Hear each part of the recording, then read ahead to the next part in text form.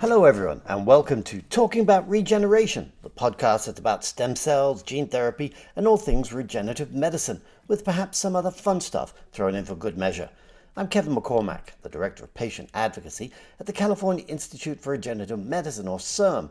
We're California's stem cell agency, and we have $5.5 billion to change the face of medicine as we know it. And this podcast will introduce us to some of the people who are helping us do just that. Enjoy the show.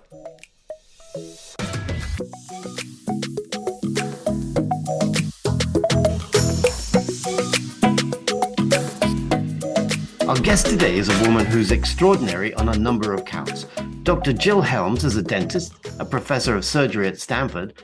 She's a remarkable stem cell scientist and researcher and the chief scientific officer at Regenerative Therapeutics. She's one of the best scientific communicators I've ever seen in action. Her presentations are a joy to watch and a reminder how to be engaging and fun as well as informative.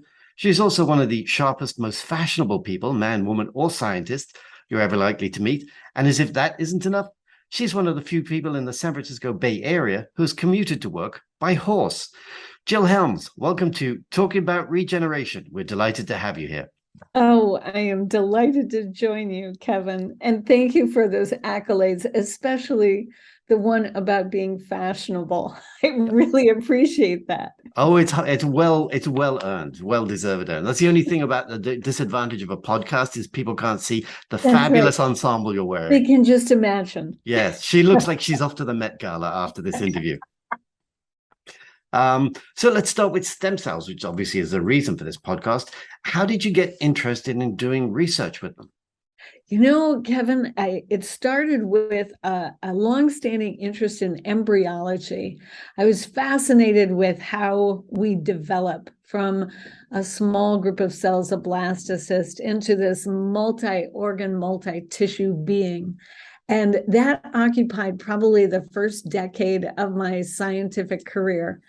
And shortly after that phase, I started thinking about how do tissues heal and whether healing was in some way a recapitulation of the embryonic development process. It wasn't a far leap from repair to understand that most tissues don't heal through regenerative processes, but rather through repair processes, leaving behind scar tissue. So studying regeneration was a little bit like closing the loop, coming back to how we develop tissues in a pristine way during development and whether we can think about strategies to encourage a more regenerative response. Instead of the repair response we typically see. So that's how it came about. Great. Well, full disclosure here, CIRM has funded some of Jill's work at both Stanford and with ANCASA. And the work at ANCASA is promoting bone healing. So talk to us a bit more about that work. Well, you know, that's the lowest hanging fruit, I will say. So when we studied Wnt signaling with CIRM funding, our initial idea was to pursue 4 areas of study to see whether a Wnt protein therapeutic could be advantageous in a bone repair scenario, in a skin wound model, after a stroke, and after a myocardial infarction. So all of those areas were considered ripe for investigation with possible benefits derived from amplifying Wnt signaling within the tissue during the repair process. Bone just happened to be the one that was moving the fastest. And so that became our initial focus. And when ANCASA then was formed, they decided that they would continue that focus on bone with a clear understanding that there were other avenues that could be pursued.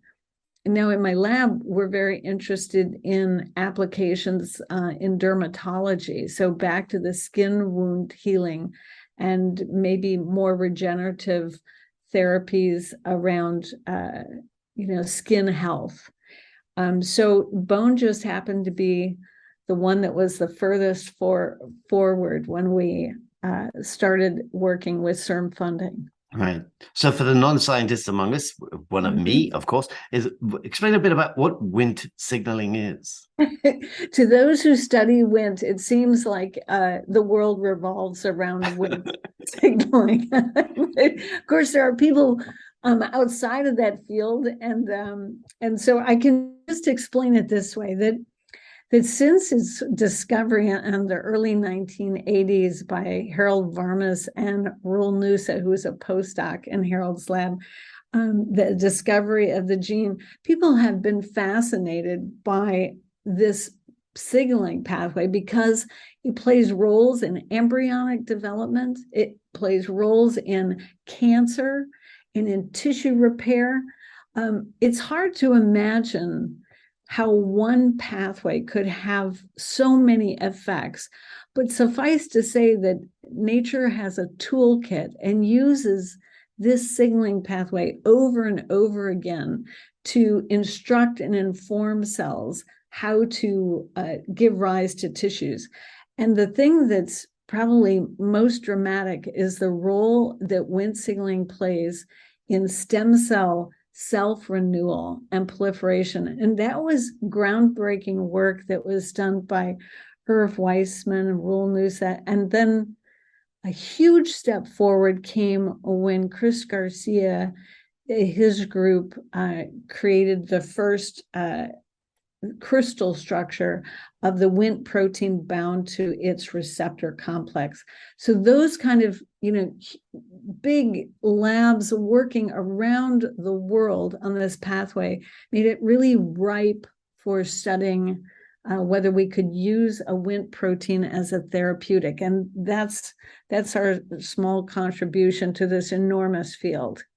Yeah, but if you make it work, that's a huge contribution. So, well, I hope so. That's exactly right. And that's, of course, that's what drives us, Kevin. The idea that we can create something that is a benefit to patients that are slower to heal. All of us, our healing slows as we age. And the Wnt pathway plays a big role in that, especially in bone. For example, the most common bone disease of aging is osteoporosis. And this is due to a decline in our body's production of components of the Wnt pathway, or mutations in the pathway that cause it to have a lower function. And in clinical trials now, not by Ancasa, but other groups, there are Wnt pathway agonists, I'll say, that promote Wnt signaling and are being used to treat the severe forms of osteoporosis. That's still in clinical trials, but it just goes to show you that there's a real application of this technology to better human health.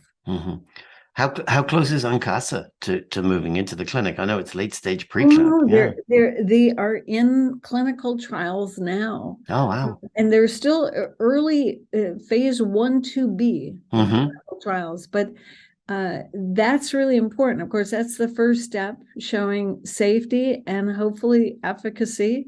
And from there, then you start to build the number of patients that are enrolled. And so then you start looking for efficacy that's superior to the standard of care.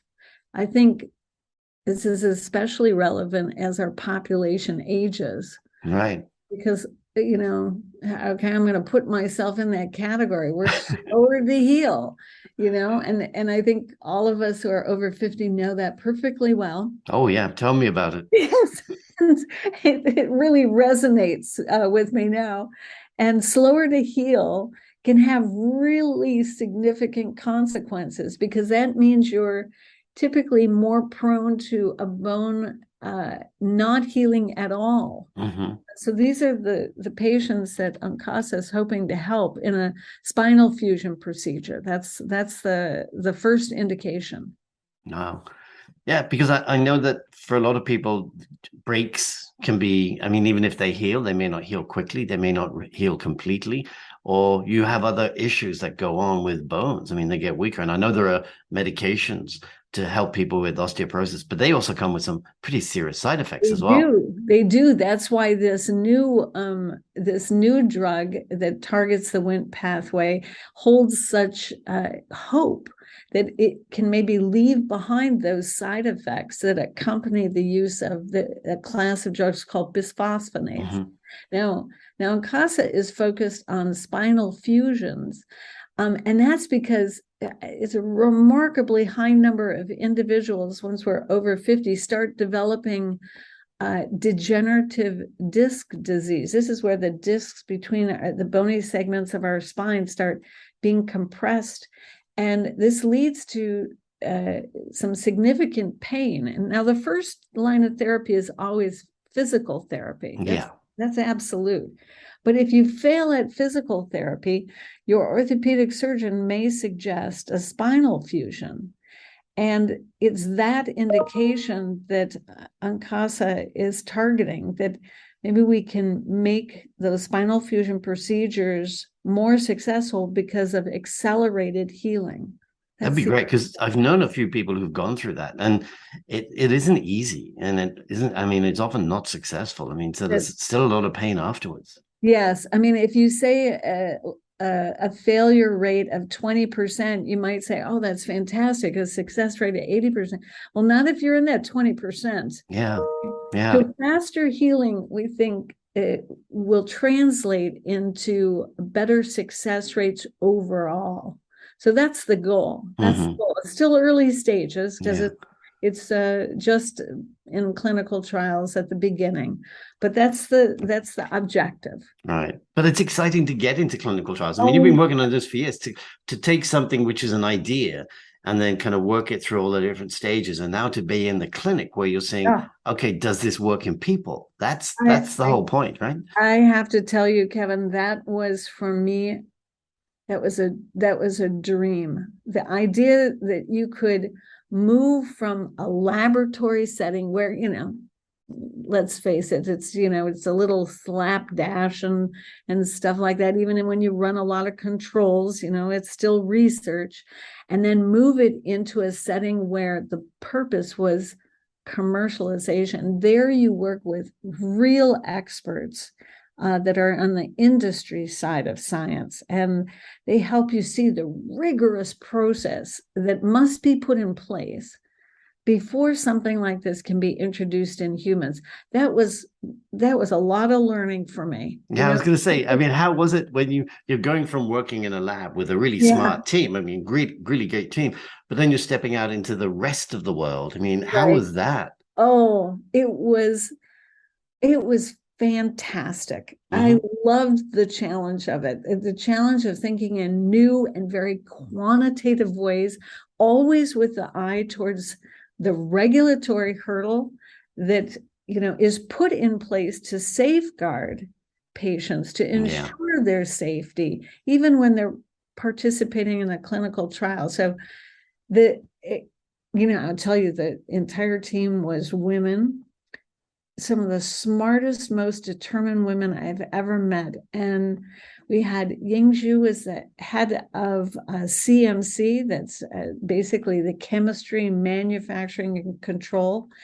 And one of the people who worked with me at Stanford, Bo Liu, she came to Ancasa and really just helped translate the data from the lab into a commercial product. And then we were joined by Stephanie Gaster, who was she was a high school student in my lab, Kevin, 1,000 years ago. And she got a PhD, and she came back and worked at the company. She's still there, and she's the project manager. Working with people like this, that, man, they can crack any nut. That was a huge positive experience for me. I loved it. And I also liked the challenge of presenting data to regulatory bodies. And I know people think of that as, oftentimes that makes people quake in their boots when they think of the stacks of documents. But CIRM really helped prepare us for that. Oh, good. You know, the way the grants are structured makes you start thinking in the way that regulatory bodies think. The goals, the milestones that we had to fulfill for CIRM funding really aligned with objectives of the regulatory bodies. Yes, it was a fabulous experience, not without its challenges. To say the least.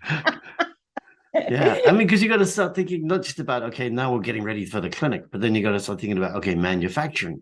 How do we make enough of the cells? How do you make enough? Yeah. And you have to make a lot of it, and you have to do it in an efficient way, so the price is realistic. Yeah. And then we got to think about, okay, if this is working, how do we manufacture more? Because the market is huge.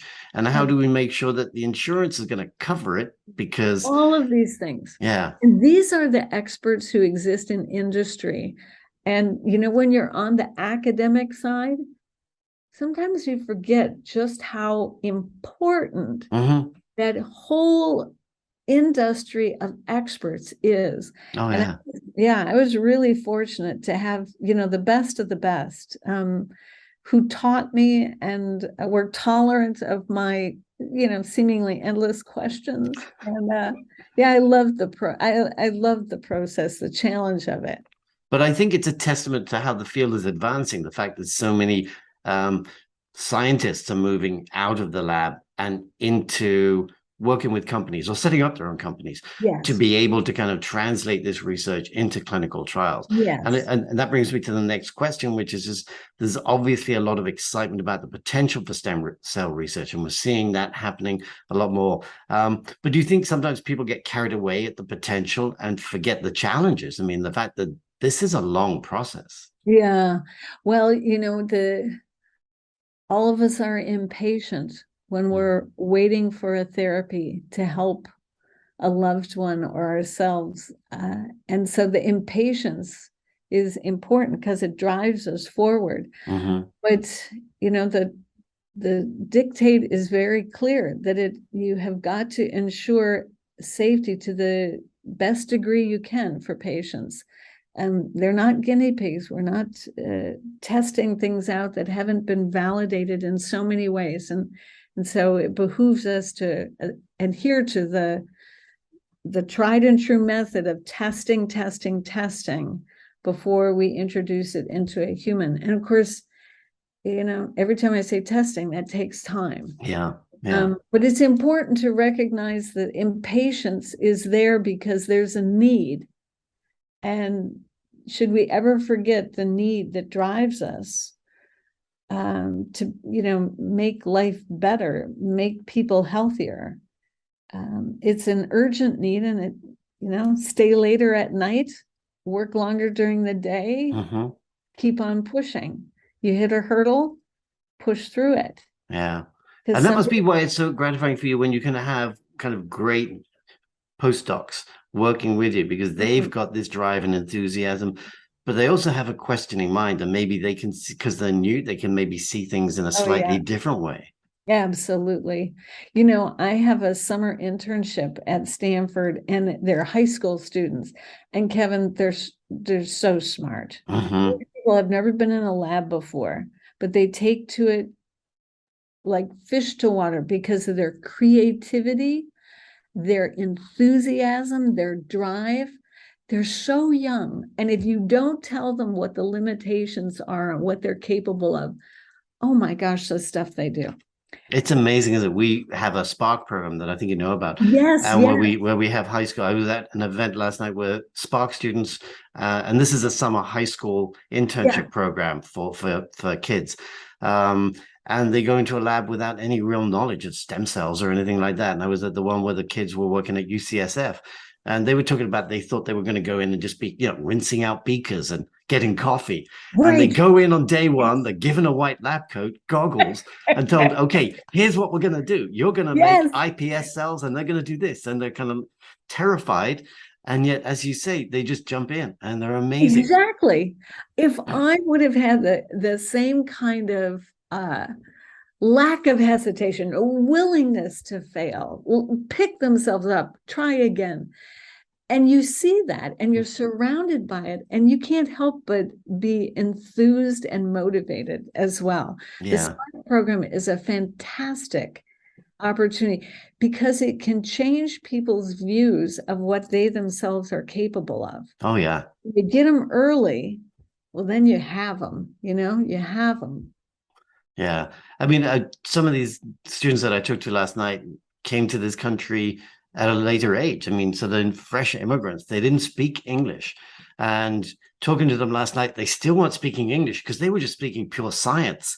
And I was having to slow them down and say, wait a minute, I don't have a science background. Explain to me in words that I might understand. But it's so fun. I mean, it's so inspiring. It just makes me feel like, what the heck was I doing in high school? Isn't that true? I was working at McDonald's. Someone's got to pay the way. Yeah. So yesterday I was having one of the students explain some of the imaging data that he was doing so we could understand the histomorphometrics of the bone that we're evaluating. And Kevin, it looked like he was playing a symphony on the keyboards because he could make these programs do things that I had no idea could be done. Mm-hmm. What is he? He's just a first-year college student who's, the potential is enormous. So I think that these kind of programs are critical because they ensure a pipeline of quality, STEM-educated, diverse individuals that can join us in leading forward stem cell therapies for patients. It's really near and dear to my heart, that goal. Great, thank you. You're listening to Talking About Regeneration, the podcast about stem cells, gene therapy, and a whole lot more. I'm Kevin McCormack, and we're talking today with Stanford professor and the Chief Scientific Officer at UNCASA, Dr. Jill Helms. Jill, what are the biggest challenges you see in taking work that looks promising in the lab and translating that into a real world impact in people? The biggest challenge, the biggest challenge is always the one you haven't yet solved. Isn't that true? Yeah. Once you say, I can look back and say, well, I never thought that would be so much of a challenge, and it was, but always looking ahead. The next challenge, the next big challenge, I think, is looking for opportunities where your product has the best chance of being successful. And, at one time, drug development looked very different. You would make a drug and then you'd try it on a whole lot of people with, maybe a certain kind of cancer or something. And now we have personalized medicine that helps us understand which patients will respond best to this therapy. Yeah. That doesn't exist yet in orthopedic applications. We just say, okay, perhaps they're not terribly healthy. Maybe they have other underlying disease states. Maybe they're older, but these all have an impact on how well they will respond to a therapy. So we're looking for indications that will maximize the efficacy of the target drug and the indication, sort of aligning those two things. Yeah. That's the challenge ahead. But isn't that one of the reasons why we do clinical trials, so that you look at the results and you see, well, maybe we didn't meet our overall goal, but this group of patients really responded well when this, so you begin to kind of identify who these therapies work best for, and then figure out why it doesn't work for others. That's right. But since clinical trials are so expensive, you want to guess right the first time. Well, of course. So you can imagine if it's efficacious in this group, then the second group, you don't want this to be a game of chance. You want to use deep knowledge to guide the next clinical indication. Yeah. So that's the challenge ahead. Well, get moving. I've got a bum knee. I need you to get working on that. I like that. Get moving. Yeah. You betcha. I'll get Okay. right on that. Great, thank you. That's why I'm at CIRM. I'm first in line for any of these really cool therapies that may It help is me. so true. It's so Yeah. true. You're working on hair loss, by the way. It's like, Well, it's yes, actually. oh, good. I'll keep it. We'll stay in touch then. So let's take a step back now. You're originally trained as a dentist, Yes, and you have lovely teeth, obviously. But thank you. what made you change direction? Well, this was years ago, Kevin, when the dinosaurs roamed the earth. I was at UCSF. I was a new professor at UCSF, and I was hired. I chose to go with the Department of Orthopedic Surgery rather than the dental school, and it was because I thought the chair of the Department of Orthopedic Surgery at the time, his name was David Bradford. I just thought he had real vision. And, I don't think, because I also have a PhD, I don't think anybody really paid much attention to my clinical training. I'm trained as a periodontist, but nobody seemed to mind that I was doing work in bone that orthopedic surgeons normally see. So that's how I got, sort of in the bone field. But it turns out, Kevin, that there is bone above the clavicles too. and so over the last number of years, we've really focused on methods to treat bone loss in the craniomaxillofacial skeleton. And anybody who has had a tooth extracted, there's bone loss that comes with that. And, it's very difficult to rebuild that bone. I mean, our choices are limited to things like using cow bone substitutes. I mean, you can already see. Oh, yeah. Room for improvement, right? I'm going to go floss immediately after this interview. Exactly. So these are, what we learned in other parts of the body, we can apply to more dental indications. And oftentimes my work is guided by who is in the lab, what is their clinical training. And when it is surgeons, orthopedic surgeons, then that was our focus. And then there were dermatologists, so skin and hair. And now there happen to be a lot of people who trained as oral and maxillofacial surgeons, reconstructive surgeons. So then we think about bone in the head and neck area. So it all sort of comes together. Yeah. Right? One big collection of knowledge. Right.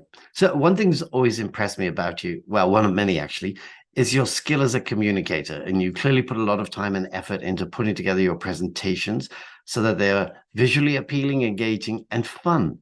Is this something that comes naturally to you?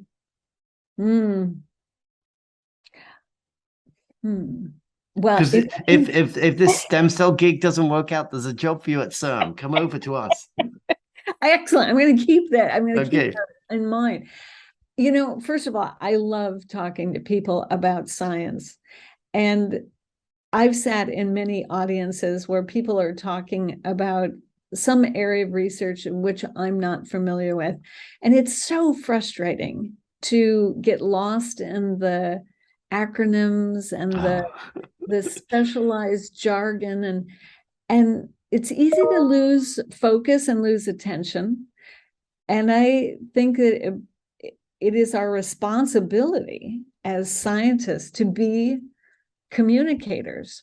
So when you asked, is it easy? Does it come naturally? And I pause. The reason I pause is because those presentations I put together, they take weeks and weeks. And I go over what I'm saying and how I'm saying it so many times. I run it past my girlfriends who are not scientists, but they're smart.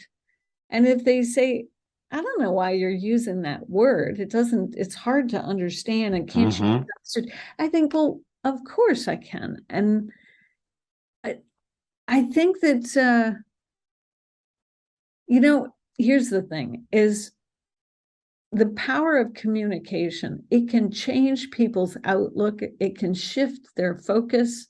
It can give hope, but only if the message is clear. And we shouldn't leave that for other people to take care of. As scientists, our work is funded by taxpayers' dollars. Yeah. We owe it to them to explain in a clear manner what we're working on. And don't get me started on this, dumbing it down idea. There's no dumbing it down. No.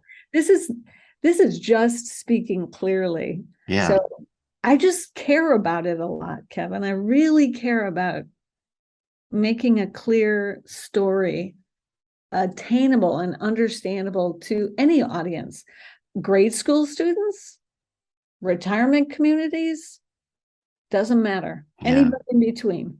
Yeah. And it shows. I mean, I have to say, I'm always impressed and a little jealous of the way you can do that. I mean, you stand there at the front of the stage. You never even look at what's behind you because And so you change the slides and they're all visual. I mean, it's almost very little text, which compared to most scientists where you just you spend half your time reading, you have a sore neck. Reading the slide. And then worse, they read the slide to you. Yeah. Yay. Well, I know. And then they have a laser printer that they wave around and say, well, I won't talk about this slide. And you think, then why put it up there? It's just like, exactly. Yeah.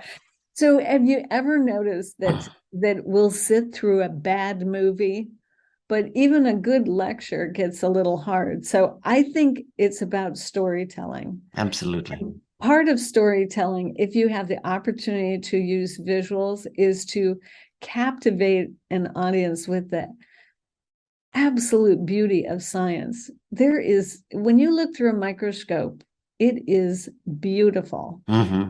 And if you can share that with an audience and do so, I mean, the kind of quality of images that we can obtain now, but it has to be used, right?